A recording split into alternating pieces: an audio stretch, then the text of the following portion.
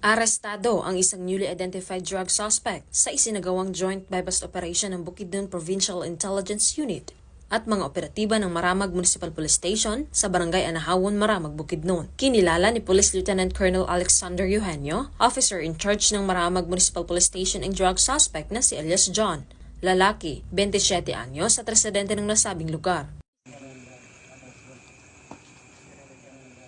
Sa ikinasang joint buy-bust operation ay nagresulta ng pagkakakumpiska ng 5 pakete ng hinihinalang shabu na may bigat na 2 gramo at may standard drug price na 13,600 pesos. Aris ang 500 peso bill na ginamit bilang buy-bust money. Ang suspect ay nahaharap sa kasong paglabag sa RA 9165 o Comprehensive Dangerous Drugs Act of 2002. Mula dito sa Northern Mindanao, ako ang inyong Police News Network Correspondent, Patrolwoman Risa Sahonyo, alagad ng batas, tagataguyod ng Balitang Pulis.